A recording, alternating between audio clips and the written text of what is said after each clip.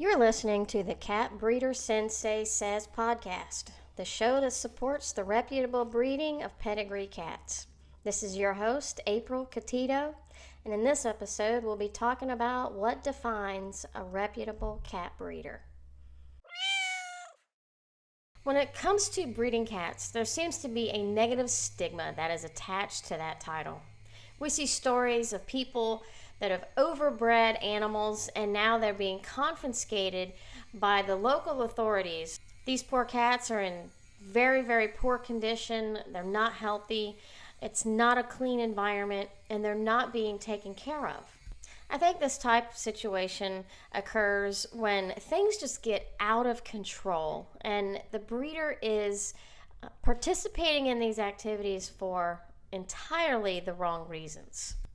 That is certainly not the behavior or reputation of every cat breeder. Without responsible people out there who are enthusiastic and passionate about preserving and protecting their choice of breed, we wouldn't have pedigree cats. While some people may discern that it's better to adopt than to shop, you certainly have an audience that disagrees and prefers to have a pedigree cat in their home. So what can we do as a community of pedigree cat breeders to ensure and using in our breeding program and producing as pets for other people are the healthiest, happiest, and safest that they can be? We need to make sure that we're taking the measures to be reputable breeders of these pedigree animals. When I first decided to enter the space of breeding pedigree cats, all I saw, and continue to see to this day in fact, is a conflict between breeders. There doesn't seem to be a lot of support in this community. In fact, in the beginning, I felt like I was even being pushed out and made to stay away. Without the support of your peers and other people who have more experience than you, I can see where it can be quite difficult to learn the ropes of being a reputable breeder and how to take action when situations come up. I have 5 things here to mention that if you practice these particular points, you'll be well on your way to being and staying a reputable breeder. The International Cat Association, also known as TICA, is a well-known cat club all over the world. They provide a very comprehensive and simple code of ethics to abide by when you become a member of their club. There are 6 conditions in the voluntary code of ethics, and let's go over them now. Number 1, I will guarantee that the kitten or cat is in good health at the time of the sale. Now, isn't this one of the most important goals of our cattery? If we're focusing on health, temperament, and type in that order as our goals, then we should always be striving for health to be number 1 in our cattery. A healthy cat and kitten can encompass so much detail that it can be overwhelming. So your role as the breeder is to educate yourself and become aware of all of the health issues that could be related to your particular breed.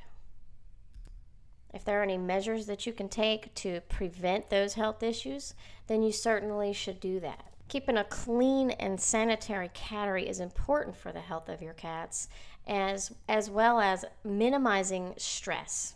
If you become aware that there's any health issues in a line in your cattery, then it's your responsibility to spay or neuter and discontinue the use of that line in your program so that you breed out any potential health problems. Number 2, I will urge the purchaser to have the kitten or cat examined by the purchaser's own veterinarian within a few days of purchase to confirm its good health. This condition is actually seen in most of the breeder contracts that I have seen. There's usually a request to take the cat or kitten to the veterinarian within 72 hours after the kitten arrives and just have the veterinarian do a health check and confirm that the cat is in good health condition. Number 3, I will explain to the purchaser the dangers of an outdoor environment. Part of your job as a breeder is to educate your buyers. A lot of people are unfamiliar or just haven't heard of any potential risks of letting your cat roam freely outdoors. And while it may be somewhat of common sense to us, that may not ring true for other people. So just make sure that your buyers are educated on topics like outdoor free roaming and declawing of animals, so that in case they had any questions about it, they know who to ask.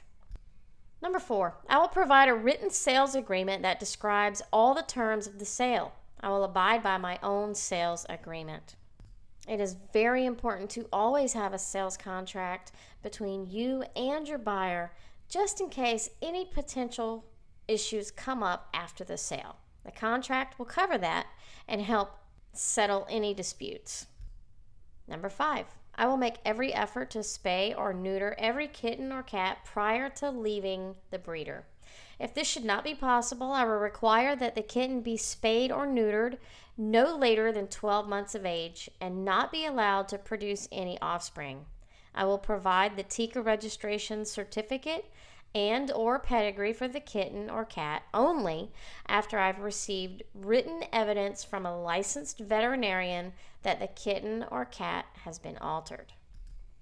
There is a large majority of breeders who now do early spay and neuter, which means that they alter the kitten before it ever leaves and goes to its new home.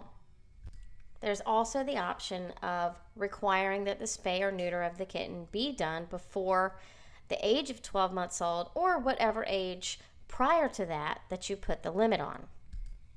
With either option, the reason is so that your cat or kitten does not land in the hands of an irresponsible person who wants to breed cats without the education that is truly required and the knowledge to do that. By allowing someone that's unfamiliar with the breeding process to have one of your kittens for breeding puts them at risk. You're not protecting and preserving the breed when you allow that to happen. Number 6, I will not release a kitten until it has been inoculated at least twice against the following: panleukopenia, feline rhicotracheitis, and calicivirus. I also may choose to give other vaccinations. In some states, a health certificate is required for the sale of a pet. You can check the requirements in your state to see if a health certificate is required, and this will coincide with number 6 of the Voluntary Code of Ethics. Maintaining a cattery for breeding is a lot of work. Cats need a lot of space to reduce stress, and stress causes health issues. So it's important to know what type of housing accommodations you'll be able to provide for your cats in your breeding program. There's a lot of details that goes into this that we'll discuss in another podcast. But start doing some research on how to house and care for your cats.